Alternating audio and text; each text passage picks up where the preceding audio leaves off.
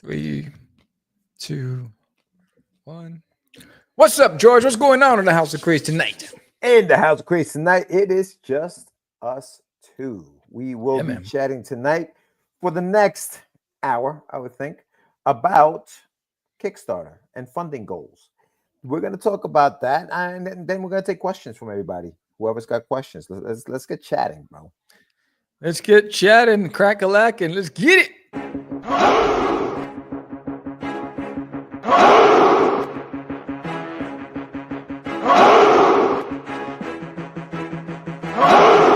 We are the only show for independents all around, giving you a platform to spread your word all over town. Catch the Craze is the place to promote to your fans with the dream of Medina and Sam the Crazy Man. Subscribe to our show and never miss an episode. It's time to get your mans, listen to us on the go. Updated every week, we never miss a day. Join the squad, come on in. It's time to catch the Craze. If you are an independent, catch the Craze. Making moves on your own, catch the Craze. On your grind in the streets, catch the Craze. Join the movement, catch the Craze.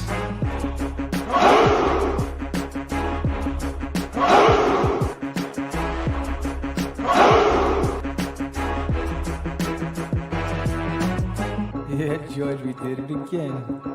Come on now. Yeah, you want to do it. Catch the Craze.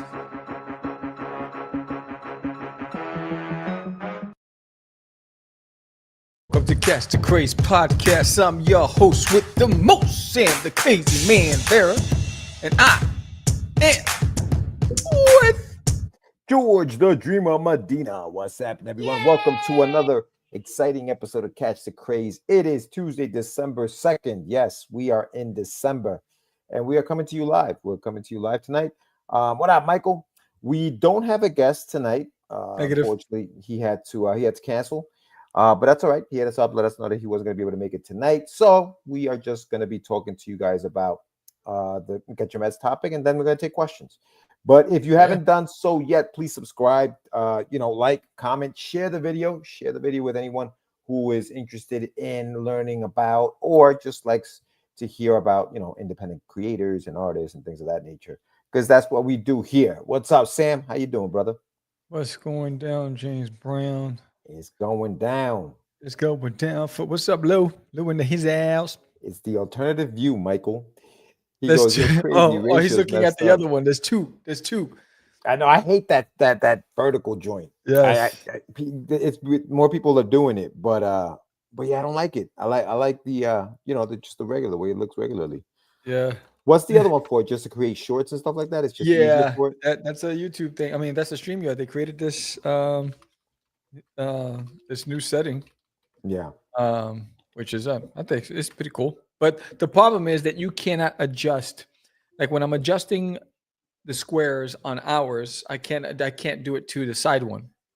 It just automatically does it its own. So sometimes it doesn't even look good. Right. Yeah, I guess they're still working on some stuff. Yeah. On the glitches. They're trying. Yeah, no, I hear that. But yeah, man, I'm out here. I'm in Cali for one more day. I'll be flying back to New York tomorrow, visiting family.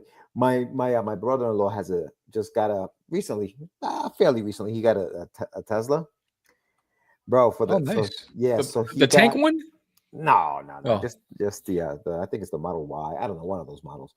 But Tesla gives you like free trials of the stuff that they have. So he has the free trial for the self-driving thing. Yeah. Dude, he put it. We got in the car yesterday and let that thing self-drive. It is insane. Really? It is insane, dude. It's crazy. He's sitting, we're having a conversation. As long as he's sitting there and because the camera is now turned on inside the car to make sure you're paying attention and you're not falling asleep. So as long as you're doing that, bro, this thing it makes the turns, it stops at the red lights. If you can turn on red, it turns on red on its own. It's bananas, bro. It's crazy. It's crazy. Really? I don't know if I trust it, bro. I can't give up control. Bro, and so it's got 4 modes or more. I don't know. It's got sloth if you want to drive slow. It's got something called standard, sloth? Which is sloth, like a slow, like the sloths are slow. So I don't know what that looks like. But then you have the standard, then you have one called Hurry, and then you have one called Mad Max. I was like, yo, but it drives. It drives. You actually do feel safe in it, bro. Like, Do it's you? gonna follow all the rules, and it's got so many cameras that it sees everything. So let's say, for example, you're driving down the street and a car's coming in the intersection. It'll see that car. It'll stop because it'll see it coming before you and I can see it coming. You know, it's always paying attention. We were Really? driving down the street, and there were like a group of kids on the corner, I guess, waiting for the bus, and they were playing around. The car slowed down in case one of these kids ran out into the street. It just slowed down Really? until it sensed that the kid was kind of moving away, and they kept driving. I'm like, yo, this is crazy, bro. That is loco in the coco. Yeah, it's got a that yeah. He was talking about the it got Fast and Furious mode. It's called Mad Max. I don't know if there's a Fast and Furious mode, but his has one called Mad Max. Yeah, it's crazy though. I was like, we were talking about that. We're like, yo, we've lived through we went from typewriters to self-driving cars. You know what I'm saying? Like we were around when rotary phones were around. Like, how much have we seen in our lifetimes? It's insane, the technologies that we've seen. It is, bro. It's nuts. Yeah, so we were doing that shit yesterday. We're gonna take it out for a spin after the podcast. Do some more self-driving. But yeah, man. Yeah. So I'm here for one more night. I'll be back in New York tomorrow. And but what you got going on, dog? Because we haven't even spoken about what you're doing. What am I doing? I'm getting ready to fulfill the digital rewards for Forbidden this week. I just checked my account today, so the funds just dropped today. So I will be sending tomorrow all the digital rewards out. So look in your inboxes. That'll go out, and the proof goes out today to get for the proofs. So the file goes out for the proofs tonight, and so it should take about 2 weeks before, hopefully. What's up, ET? To get the proofs, and I'm working on Cosmic, man. You know, and I'm having a blast drawing Cosmic Wars. Cosmic Wars. It's funny because I was pulling up the pages because back in the days I used to do all my backgrounds in 3D, and I used to do several different programs to create the backgrounds. So now I'm trying to recreate that look, right? By hand, and so that's what's giving me more. Like how do I create that same kind of energy, but make it feel more like it blends well because everything's hand illustrated.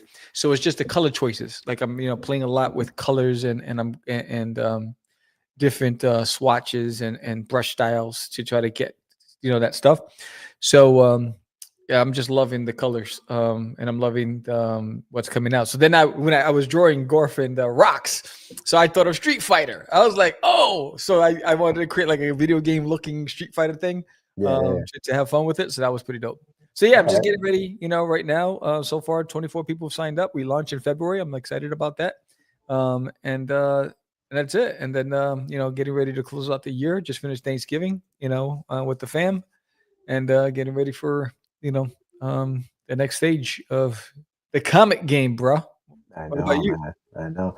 Yeah, now we're going to talk about a lot of that stuff tonight. But yeah, no, for me, so for those who obviously pledge to the campaign, the books are at the printer. I don't know what printer you're using. I'm not gonna say which one I'm using online because I don't want to bash them.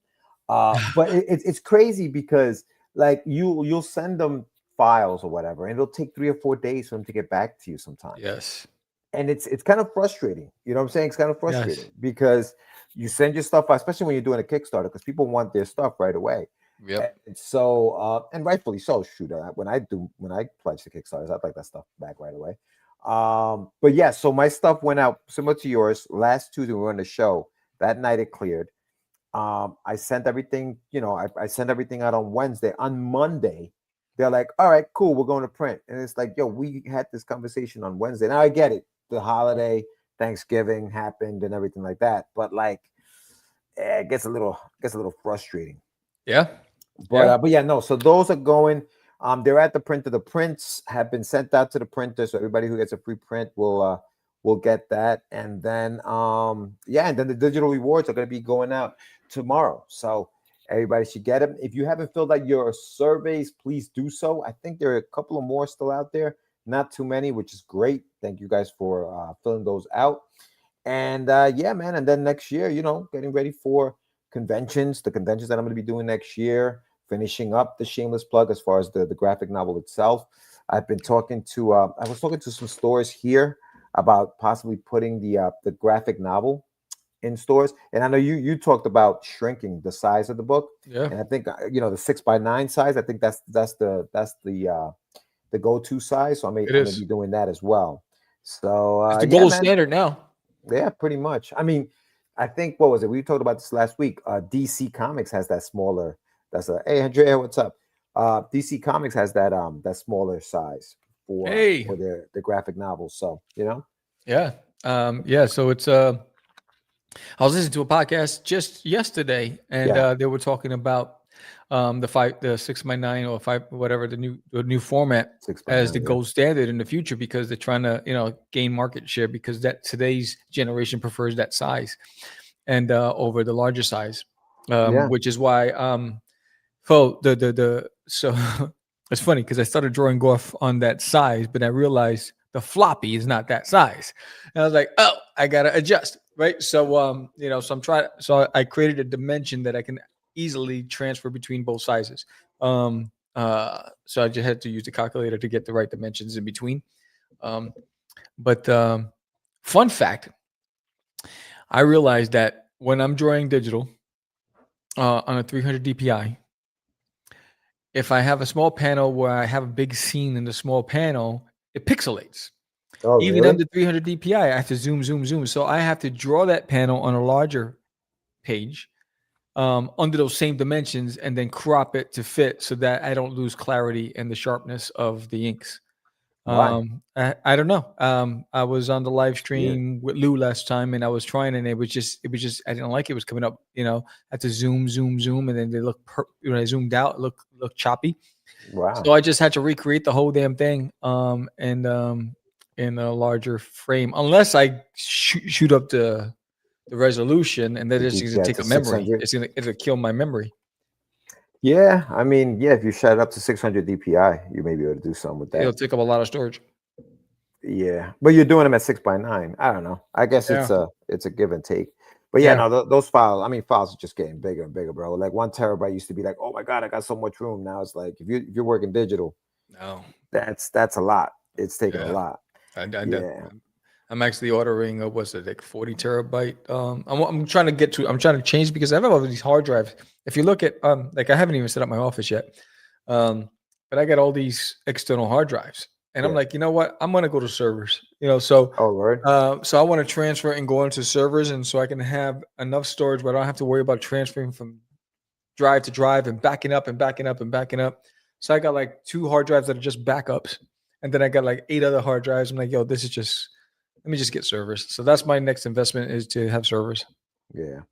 Yeah, man. But yeah, no, so that's what's going on. Like I said, we don't have a guest tonight. So we're gonna be talking about the topic for the evening. And I know that this is something that a lot of us are doing You now. sent me an image, right? I did. Oh yeah. Hold So on, we're hold on. not I mean, it is what it is. Hold on. Throw the music on. Let's rock and roll. You just want to rock and roll? Let's rock and roll, bro. Don't worry Want about to it. get your meds? Let's do it. Let's get your medicine. Let's get your medicine. Where's the damn thing? Oh Hold man. on. It's been a minute.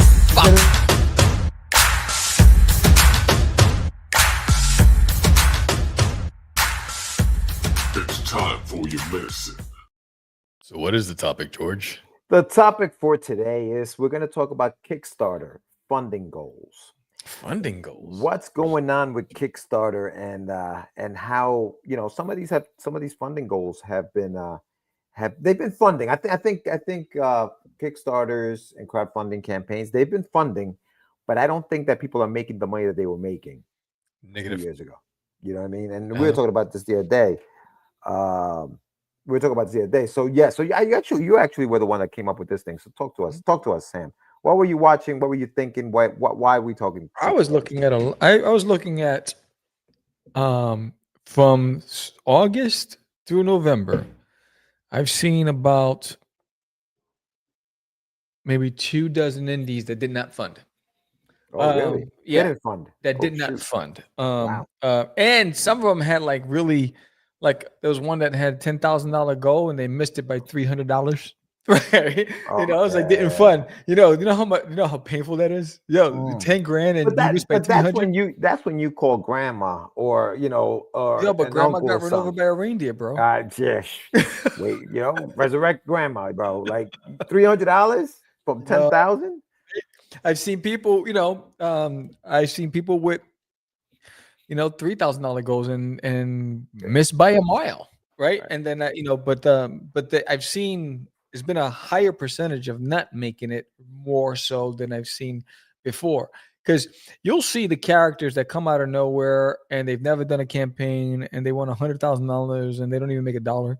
Those guys are. I'm not looking at those guys. I'm looking at guys that's been on on the trail, but Right. and previous campaigns have funded, but this time haven't. So I was wondering what's causing that. I think, but it could be it's a multitude of things. I don't think Yeah. there's one thing, right? Yeah, Um, Dan says economy's tough right now. yeah, Yeah, no, I think I don't think that there's just one thing, right, that does it. Definitely the economy is one. But you know what, with that, Dan, like we were talking about this the other day, Sam, people will spend on what they want. yeah, Like they will spend money. Like yeah, even if they don't have it, they'll spend it on whatever they want. yeah, They're not going to take a chance on something they don't know. yeah, And I think that's where we are, right? With like indies, like people don't know who we are. We don't have a fan base, so to speak, yet. So when we're asking for $10,000, that's a big ask. Like that's for like the guys who have, maybe they yeah, worked for or drew for DC and Marvel, and they bring their fan base, because now they have their own books, and maybe the fan base comes because they love their art or whatever. But right off the bat, like that, I don't think it's going to happen. And to be fair, I think that all right, people don't want to take a chance on something that maybe they're never going to get. Right. Sometimes, like, and we got to be honest, sometimes the books just aren't that good, right? Like the quality of the books isn't there. And so yeah, I mean that's gonna hurt your bottom line when when you're asking for, like you said, for $10,000, but it looks like a zine.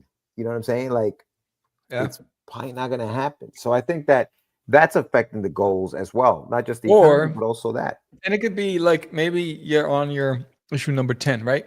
Mhm. But the first 5 issues got them excited, but then you started losing them, and they were like, you know what? I'll pass on this one. Maybe I'll Mm. come back for the next one, right? It could be it got stale or they got tired of it or they grew out of it. There could be a lot of reasons, right? Yeah. The economy part, that's a tough one to swallow because when I look at Kickstarter and I see how many people are just killing it, right? So there is an audience out there. It's just,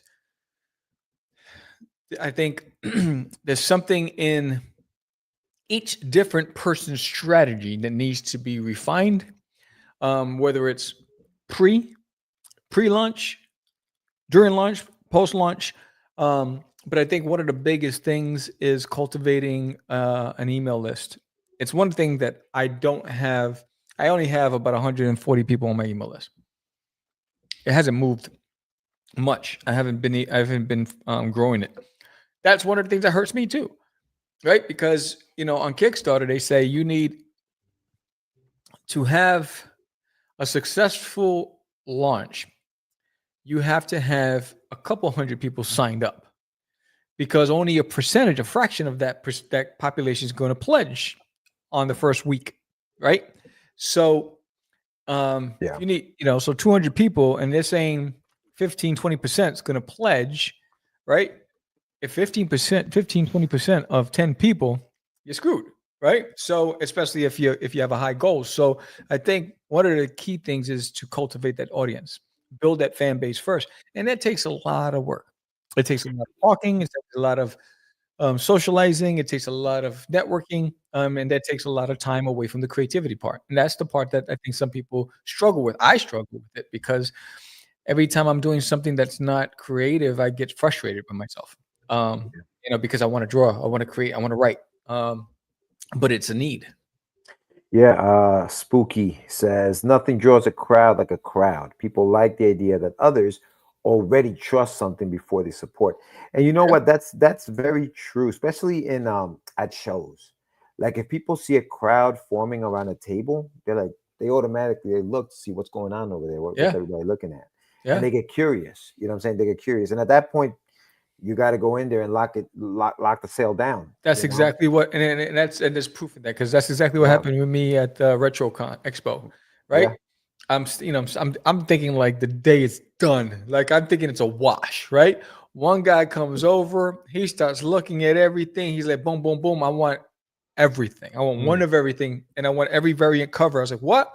Another guy comes over. What are you doing? He's going, I'm getting all this. Blah, blah. He goes, oh, because I also had the mystery box.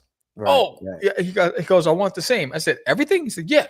Then it became a line out of nowhere, but it was the last 2 hours of the event, and I was dying a miserable death. And then boom, boom, it created a frenzy, right? You know, So it could take that one instance can change the whole dynamic of the event. and that's what's frustrating about the internet, because how do you create that online? How do you create that one person who buys everything, and you create that online? And I think to Spooky's point is like, if your campaign has 100 backers, then people are like, all right, this has a few backers. Let me see what's going on with this. And at that point, it's just a matter of them making the decision whether they want it or not. But at least the people are there. I think that I'm looking at Kickstarter right now. There's a book based on, Oz, the Wizard of Oz is based on that, right? But it's got, two girls on the page making out, $53,000. 1,145 people want that. Yep. We're in a tough spot, you and I, because what we're doing is for a younger audience. Yeah. It doesn't have that draw that has, where you put that on the page.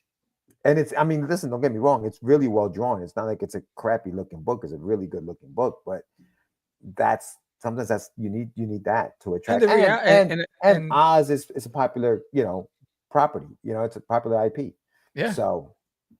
And the reality is, I can tell you on both hands how many indie creators we've seen drop their projects to go with not safe, for work, because it makes money, right? And so it goes back to, that's a whole different conversation of you're doing it for the money or you're doing it because for the art form, right? So it is no longer about brand building. It's really about just capitalizing on a moment. And these are just moments in time because, just like with everything else, everything's trend. It's cyclical, right? Peaks and valleys, but there's always going to be, the friskies out there that want that stuff. They've been out there for a long time, right? So they've been out there since the beginning of time, right? It's like, so there's always going to be those that want that stuff, right? So there's always going to be a market there. That's always going to be money. But if that's your, go for it. You know which ones always bug me out are the ones that have like 900 backers, but they're like at $100,000, and I'm like, how? Yeah. How do you have 900 people and you're at $100,000? Like the math is just crazy on that. Yeah. Like, how much are they pledging per? Or when you got 17 backers and you got $6,000 with 17 back, like, wait, that doesn't make sense. Yeah, no, it's like they're all dropping 500 each. Yeah, it's kind of crazy, man. But that's the other thing, and from the other side of that, right? I get nervous when I get somebody who pledges a lot of money.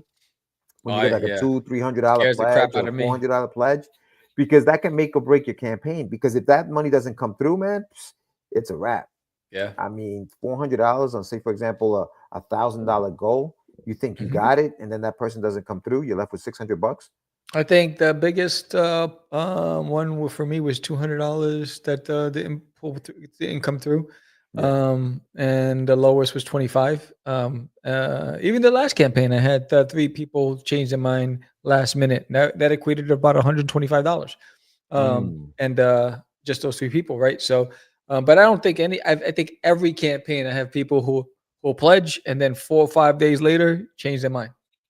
Right. It happens. It does. It does happen. Yeah, no, it does happen.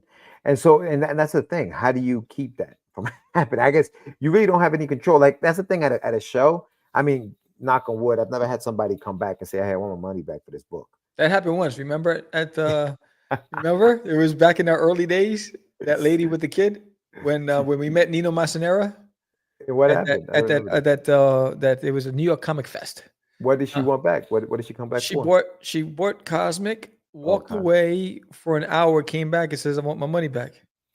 Oh yes, yes, Remember I do that? That remember was the her. first Yeah, time I yeah, yeah. experienced that. I was like, I didn't know what to do. I was stuck on stupid. I was like, what? I said, it doesn't make sense. I'm not a Did you give her? vendor. Did you give her the? I gave I that don't. because I didn't want her You did. causing the Okay. scene. It was a mama You with a did. kid. I was like, I don't need her screaming and catching a tantrum at a convention. I was like, yo, let me just get this over with. Yes, that's crazy, bro. Yeah. I was like, he had boogers all over it and everything. I was like, come on. Wow. Yeah, you could have cleared it up, first lady.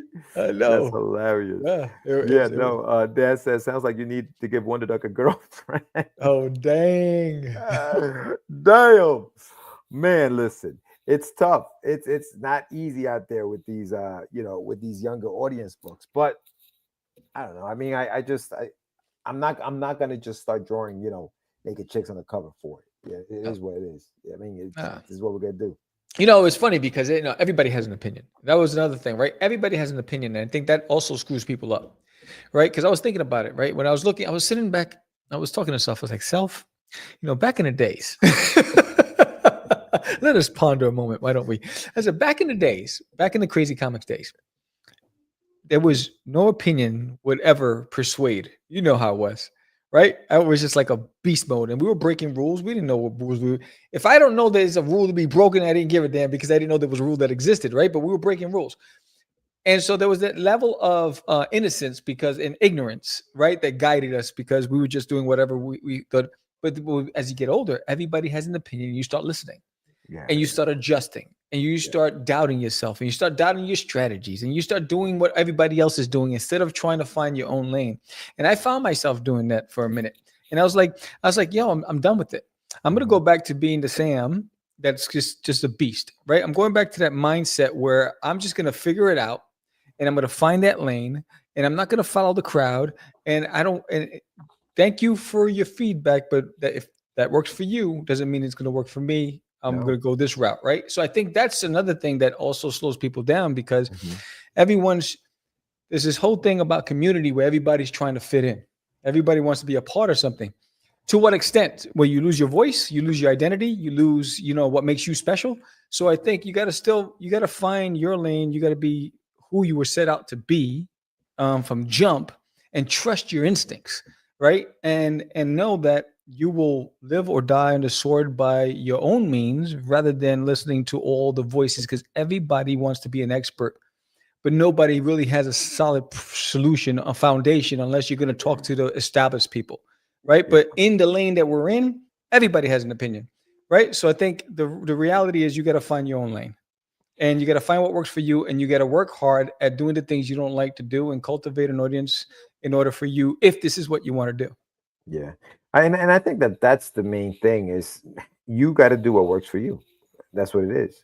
What I don't understand is some of these campaigns that are very successful, like 20 or 30K, and don't deliver on time or ignore their campaign. I'd be bending backwards for those contributors. Yeah, man. Yeah. I think we waited 2 years for one campaign, remember?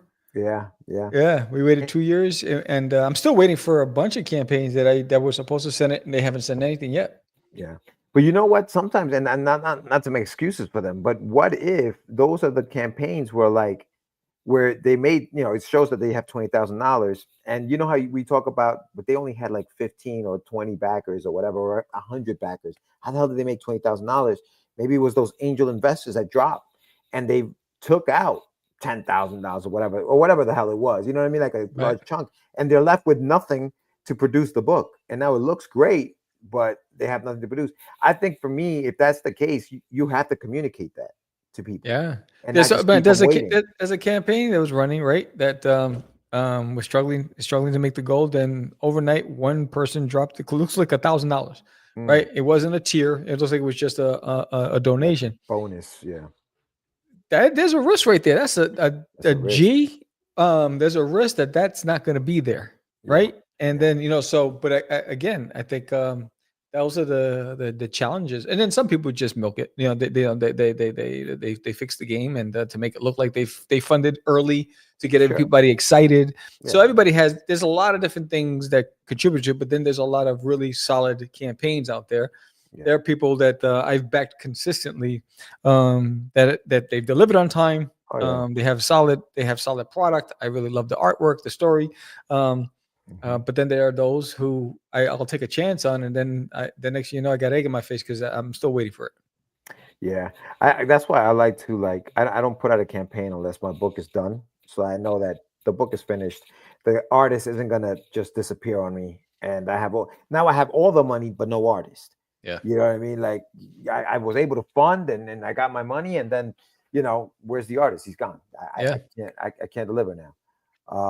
Yeah, no, for sure. I think that also when you're doing these campaigns, I think you have to. All right, so we talked about like how people have funding goals, and maybe your goal is not what am I saying? My goal for my campaign, right, was set at 500. I $500 is not that $500 doesn't even cover a print run, right? But I knew that I had my, I was I had the pre-sales on my website, so I was going to be able to do that, and that was fine. So my funding goal was low because I do want to fund, because that's one of the things that, to Spooky's point, if a campaign is funded, I think you have more of a chance of people coming on board and say, all right, that thing funded, cool, it's going to happen. Let me throw more money into it, right? Yeah. But at what point are you saying, hey, I only need this much? When do you start being realistic? Like, I know you were a little more realistic with your goal. Like, I think your goal was set at what, 1,200? It was 1,250, and that covered the 1250. cost of the hardcover and the soft cover Right. at a minimum print run. Right, because you knew that's what was going to be needed. So you knew that if once you got that goal, you were going to be able to make the book. You were going to be able to print the book because the book is already made. Yeah. So what do you think about that? About like lowering your goal just to fund it when you really need more? You know what I mean? Repeat that question again. So how do you feel about people who set their goal low, even though they need No, more I think to you're actually setting fund yourself it? up for failure. They're gaming it, right? They want to show that if I my goal that at 250, I really need 1,500. But if I get funded with the 250 early, I can say 300% funded or whatever. 250. They're trying to game the algorithm. But that's a risk as itself, because to everybody else who backed it, you were funded, right? And you don't need any help. You're funded. Boom. Now people move on to the next project, whatever. You needed really 1,500.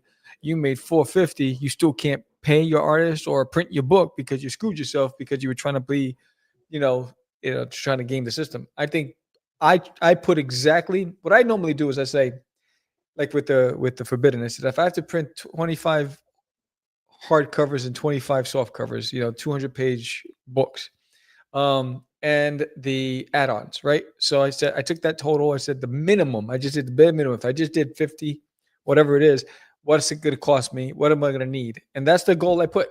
Everything beyond that is perfect because it's paying for itself, right? But I did the minimum, right? So what I did was I went and I looked at the cost of production, shipping, taxes, packaging, all that stuff, everything, and I put it there, and that was the number I put. So I never make anything, and sometimes I take an L because the shipping costs keep changing, taxes keep changing, prices of printing keep changing, right? So the price that I price my items at the launch of the Kickstarter, when I'm going to the printer, they raise their price by 50 cents, right? Yeah. So now I'm going to take an L because I didn't factor that in because I couldn't anticipate or forecast the future. So those are the risks we take if we're not overachieving. But I can tell you right now, I did 13 campaigns. Not one dime. Everything went to the exact production. Yeah. See, I think what I do is obviously because I'm paying my artist up front. Like, so I have a dollar amount in my mind for how much I need to come back to me before, before I make anything on these books. And no, it's tough. It never comes back. I haven't made back what I paid my artists yet on these things. And so the goal is to sell enough books to do that. Kickstarter it's not profitable for me. It's not a revenue source. It is a tool to get the product produced and to get into new hands. That's basically what it is.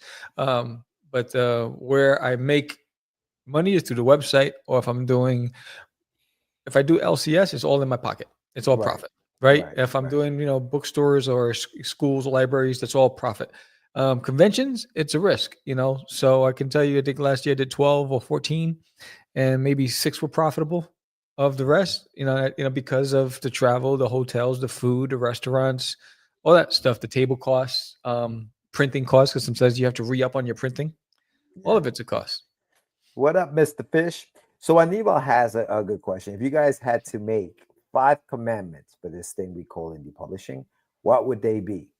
Finish your product first. I was gonna say finish your book. Yeah, Just finish it first. Finish Commandment number 1: Thou shalt finish. Thou shalt finish. Heathen. Thou shalt finish your freaking book. Yes. And I think that comes right off the top. Like, you got to finish it. Finish it. I always say, like, you can't promote something that's not complete. Like, because you're gonna be in trouble, because you're gonna do such a great job at publishing, at promoting this thing, and it's not finished, and people are gonna walk away. I shall not finish. Time books on time. Time books on time. Yes. Yeah, definitely finish. What else? I think that I'm trying to think of something off the top, like, just because I think, to me, that's the most important thing. I also think that you have to put quality into this book, man. I think that the quality has to be there. I'm not saying it has to look like Marvel, it has to look like DC. I'm not saying any of that stuff. I'm just saying it has to look good, though. Like, it can't look like, although I say that, and then look at Captain Underpants. That's what I'm right? saying. Like, I guess story-wise, it's got to be good. It's got to be a good story. It's a good story. It's beauty's in the eye of the beholder, bro. Well, that's with art, right? Yeah. That's with art. But story's different, I think. I think a good story is a good story. I don't think you can debate a good story. I can talk to you about I didn't like that movie, but I didn't like it because it's just not my type of movie. Mm-hmm. But I can't tell you that it was a bad movie. There are bad movies. Don't get me wrong. There are bad movies. But me and you can discuss. Give me a movie you like. Movie that I like, Braveheart. Shit, I like Braveheart too. Didn't we go see it together? No. Who did I see it with? I saw it with somebody. We were crying in the theater like babies. Wow, yeah, right. That's cool. When it's like, freedom. Here's a movie that I liked. I don't know if you saw this movie. You ever seen La La Land? Yes. Did you like it? Yeah, it was fun. It was fun. I love that movie, right? But you liked it. You liked it, right? I loved it. I loved it. Why I love it? I felt like it kind of touched, like, because it's about an artist. It's about an act or whatever. So it kind of hit home for me, and I really enjoyed the movie. But it was a good story. We can debate on that. There was too much singing. I'm not really into musicals. I don't like that whole musical thing in the movie. But you can't deny that it was a good movie. It was a well-written movie. I like Fifth Element a lot better. You're comparing La La Land to Fifth Element? What the hell just happened right now? I had to throw a wrench in the conversation. Yo, hold on, Mr. Fish. He's got some good ones. He's coming up with some good ones here. Thou shalt hire an editor. There you go. That will hurt thy feelings, for no man can see his own mistakes. Whoa, I like that. Whoa, feelings. I like that. The man who edits his own books is a fool. And no, your mom doesn't count either. Get a stranger to edit your book. That's a good one. That's a good commitment. If you can't afford an editor, commandment. Send it to reviewers. Get feedback. You think reviewers? Yeah. Legit reviewers. That's not a guy that says I'm an indie comic creator and let me review your books. No. Send it to someone who's been doing it who has a depth of knowledge, who's a lover of the game, who has experience. Because even editors, I mean, you remember back then we used to send all our stuff to editors and reviewers just to get feedback. So if you can't afford an editor, there's a lot of people out there that would love to give you feedback, and it's free of charge. See, I think I'm with Fish. I think you gotta find some money in the budget for an editor, dude. I think it's. But that was my second rule. Have a budget. Yeah. It's like you can't get an editor unless you have the budget. So determine your budget and then what the costs are going to be and what you can't afford and what you're willing to pay for. So I think it's finish your book, have a budget, and then because some people. But I think in your case, if you're doing it to yourself, right. For you, it's finish the book, and that's not easy, but it's easier to do for you because you're an artist and you're a writer. For an artist, that number one commandment would be. Yeah, create a budget. You know what I'm saying? That would be the first thing you would have to do is create a budget so that you have a decent.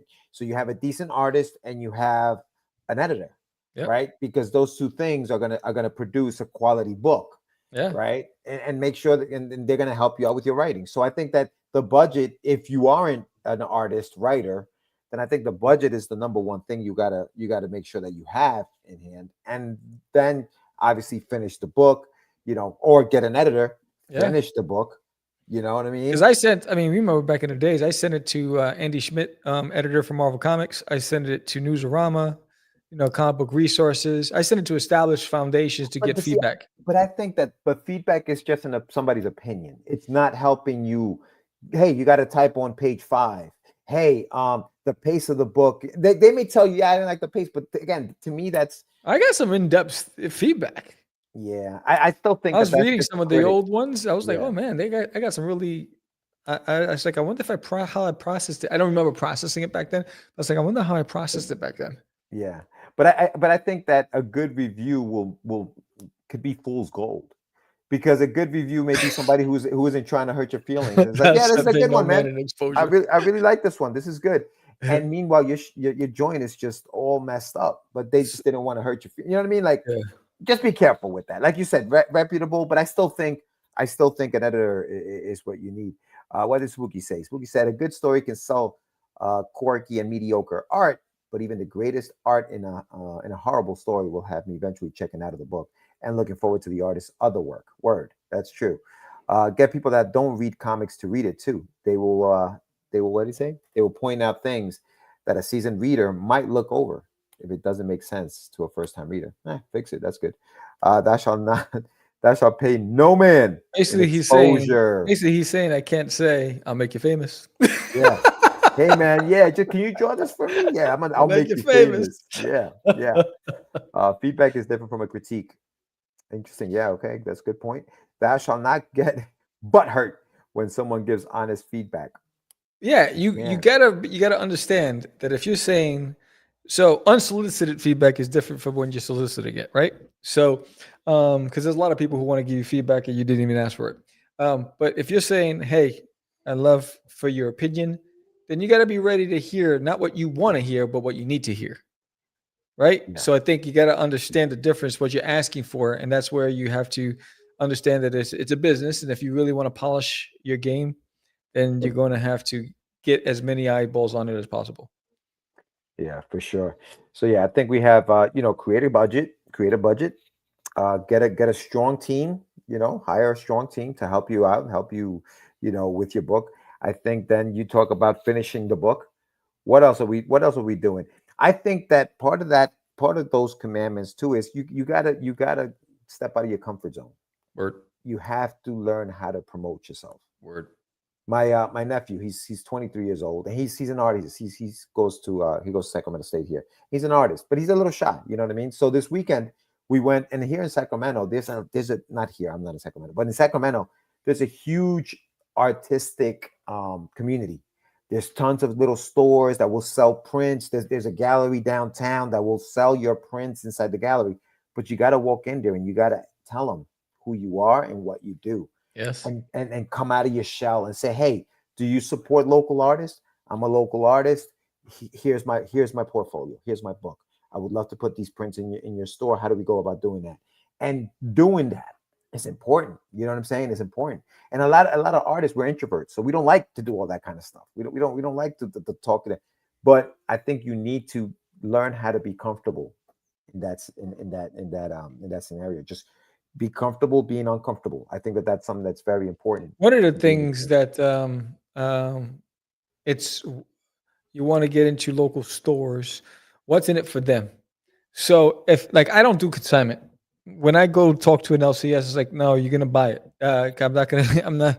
You're not gonna give it back to me because everybody went through it and wrinkled it. So for me, it's got to be invoiced right on the spot. But what I do is I'll offer a blank sketch cover for free to them. They can sell it at whatever price they want.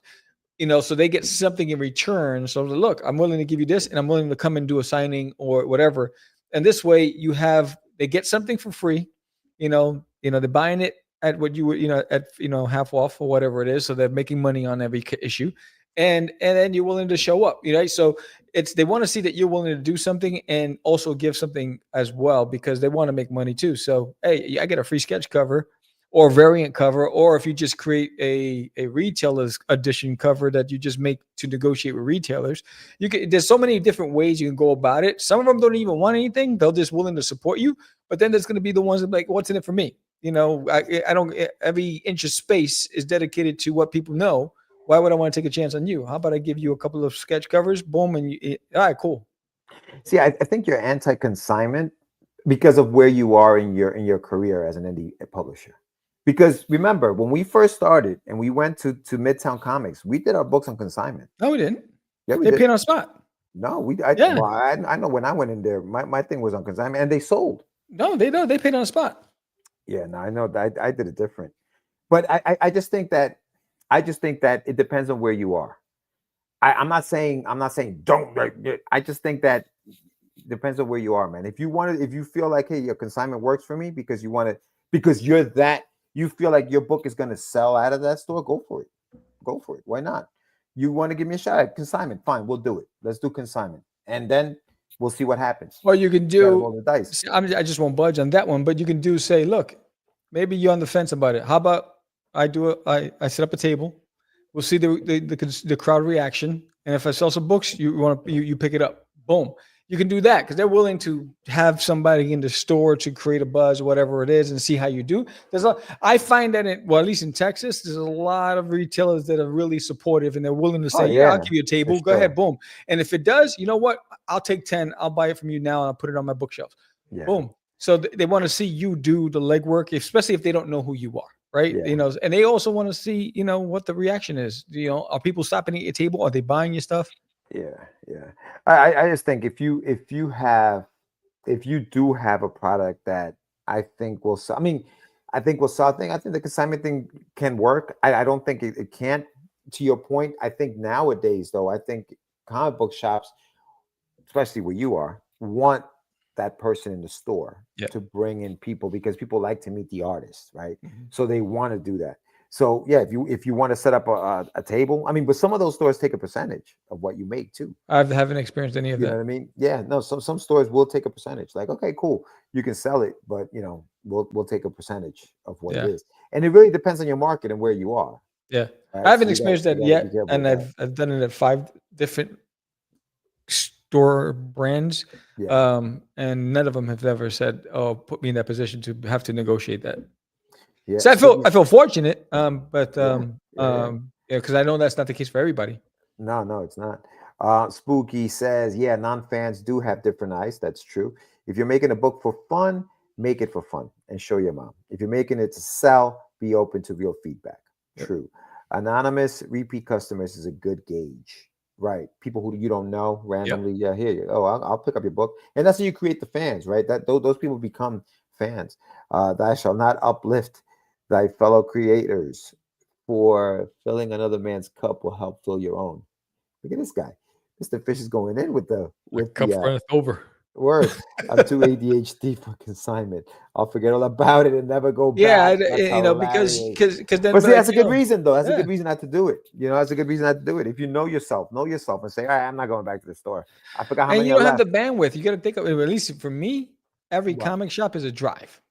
Well, yeah, you think I'm going to go and drive to every comic? Now I'm going to be a distributor and no, it's like, look, but I always give a good reason. Like, the podcast helps, all the stuff that I do to promote helps.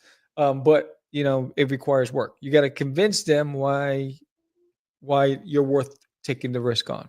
Right. And, so that's where, to your point, you can't be shy. You got to be confident. Pitch to them is what's going to, because they're looking at every dollar, every nickel, every inch of space in their retail space, right? So you got to be confident. You got to give a good pitch. You got to be likable. But you also have to have the product. You have to have a good book, bro. Like I think that's the key. You have to have a good book, like or something that they feel that they can sell. It's got to be marketable. I hear what you're saying, but dude, remember we used to go to Midtown Comics and they had the indie section, and we used to say, "How did this get here?" right? Yeah, So, yeah. you know what I'm saying? So, I mean, Yeah. it might not be our taste, but it's somebody else's. Yeah, I guess if you charm the store enough to You know what I'm buy to saying? You sell know, the we used to book. say like, "Damn, how did these guys get here?" Right? Why aren't we on the shelf? Right? We used to say it all the time, but but that's the reality of it. But I think again, um, that's the beauty of the art form. You know, there's something for everybody. Yeah, no, for sure. You know, all I say is make sure that every page turn, every time you pick up a pen, if you're an artist, you're better than the last illustration you did. If you're a writer, every time you write that next chapter, you've improved on your storytelling. You know, it's like, but that means you have to be a student, right? As well, you gotta be able to. If you're a writer, you gotta love to read. If you're an artist, you gotta appreciate art and be around other artists that inspire you, or you know, what I'm saying that kind of stuff. I mean, I love art. There are so many people out there that I just follow because every time they produce something, I'm like, damn, look at that, right? You know, I'm just a fan. Yeah. I love those absolute strangers that have backed every campaign I've never met. Yeah, Yeah. just back from my daughter's birthday festivities. Oh, what's up, Carrie? So Gary says, is the barcode integral? Is the barcode integral? I don't know that it's integral as an indie creator. I think we get to that, right? Depending on what you want to do. If If obviously you're you looking want to for go through a distributor, distribution, if yeah, you're going through a distributor, then yes, it's integral. yes. You have to have it. Absolutely. But if you're just going to you're just starting, you're trying to, just get your name out there and you just want to go to conventions and do it for And conventions, you don't need it. then you don't need it at conventions. But if you are going to go through the distributor and you want it to get into stores, yeah, they're going to need that UPC because they need something to scan the book and for their And inventory. you're talking about now you're doing business with people who have an inventory control system. They Correct. track Yeah. their orders. You know, everything's is connected to dollars spent, and so they're looking at money in, money out, units in, units out, right? And now you're working with a different beast. So yeah, and they cost, right? So that's the other thing. That's why budgets are important. Like you got to plan short and long term. Your short game is build your brand, finish your project, all that stuff. Your long game is, do you want to get into stores, what that looks like, and how much money you're going to need to do that. So in dealing with distribution with Filbo, there are two things. There's a difference between a UPC, a UP code, or UPC code they call it, but it's a UPC, and a barcode. Those are two different things. I have a UPC on my book. I don't have barcodes on my books. Yeah. Not yet. I'm gonna get the barcodes for like my graphic novels and stuff like that. But you can get fairly cheap UPC codes that's all you really need on a single issue comic. It's just that it'll scan it for like what variant, if it's a variant cover, if it's the first edition of the book, and what issue it is. Those are the little numbers that go in there. And so you can get those at a reasonable price. You don't have to pay too much money for those. The barcodes are the ones that cost money. And the barcodes, I probably buy like a bunch of them for whatever amount, because like one barcode is what, like $30 or something like that, or maybe more. It's like $100 for like one barcode. But yeah, I think barcodes, if you are going to go into stores, UPC codes, like if you are going to go into stores, definitely have those. Are they integral? I don't know if they're integral, because I think that you can get away with not having one if you're just selling your books at conventions, street fairs, book signings and things like that. You don't have to. Sam's doing research right now. I can tell. He just zoned out and started looking at the screen. You can tell when Sam zones out. We got 5 minutes, buddy. What you got? Yeah, UPC codes are $30. Barcodes are more. Yeah, barcodes are more. Yeah. I did once table at an event at a store that did take some copies to leave for them to sell on the racks. That's cool. Yeah, no need for barcodes. Yeah, yeah. Yeah, and that's another thing. That's one of the things that I think a lot of indie creators at conventions fail to capitalize on. You're at an event where you have vendors, retailers, comic shops that are there, and they have big booths. There's your opportunity to go and talk to them there and say, hey, what's the chances of you carrying my product in your store? Boom. And you can start negotiating with them there and building those relationships there. You can give them a free sample while you're at the convention, blah, blah, blah. You can be walking. You might not be making your table, but you just sold to 3 different stores, 40 copies, right? So you're like, oh, cool. So you got to think about that too. Are you networking at those events to get exposure? Yeah, ISBNs are the ultimate buy in bulk Yeah. items. The more you buy, the cheaper they get. Yeah. You know? Yeah, we like big boots, and I cannot lie. There he is. What's up, Rap? He showed up. Nah, but this has been an interesting discussion, bro. Yeah, no, this has been fun. Yeah, Do it we is have- fun. Huh? Do we have anybody next week? No, next week, no. Traveling for No work. show. So it was a guest who booked themselves for the early January. So yeah, so next week there's no show. I am traveling for work, but this Saturday I will be drawing with friends. So join me 6 p.m. Texas time, which is 7 p.m. Eastern Standard Time. I will be drawing with friends. And last weekend I was drawing, a page from Cosmic Wars. This weekend I will be drawing probably Lord Evil or one of the characters from the series. And yeah, and then hopefully my friends could come back this weekend. And Were you solo? You were solo Saturday? last week, Okay, yeah. okay. So, but yeah, so 6 p.m. Saturdays. So you're doing a Texas draw. Texas draw. Doo-doo. Yeehaw! That's funny. Yes. Yeah, so we won't be here next week, but in 2 weeks we'll be back. And don't forget, for those who will pledge to the campaigns, obviously you guys will be getting your rewards very, very soon. My book is at the printer right now. Hopefully I'll get it back within the next couple of weeks. Digital copies will be going out in just a few. Well, actually, I'll have some out tomorrow. Don't forget to fill out the surveys if you haven't done so yet. And that's where I'm at. Where you at, Sam? Yeah, same thing. Kickstarter just finally dropped the dinero into my account. So tomorrow, I know it's January, but I'm going to start sending out all the digital rewards tomorrow. And sending out after this episode, I'm going to be sending out the file to go to get the proofs for the hardcover and the softcover edition of Forbidden, and everything's being sent out to get printed. And we'll go from there. So look at your inboxes between tomorrow and Saturday for all your digital rewards. And if you haven't done so already, sign up for the launch of Cosmic Wars. We launch in February. It's amazing. It's dope. It's fun. It's all those things wrapped into one. But yeah, so pretty dope. If you like this episode, give us a thumbs up, hit that like button, subscribe, share, tell a friend. When we grow, the independent community grows. Thank you, everybody, for watching. We truly appreciate every single one of you. We do this because of you. So thank you so much. If you need signed books for the day I was on, holla. All right. So thank you, everybody. Thank you, Mr. Fish. Thank you, everybody. We'll see you soon. With that said, I am Sam, the crazy man, Vera.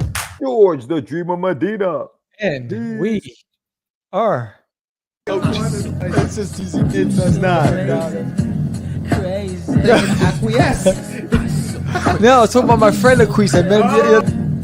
Say my name, right? This is what you were thinking? Oh, my. He described me. He said, I'm the what? Catch the Craze. You're listening to Catch the Craze. You're listening to Catch the Craze. To Catch the Craze. You are listening to Catch the Craze. Catch the Craze. You're listening to Catch the Craze. Candy girl.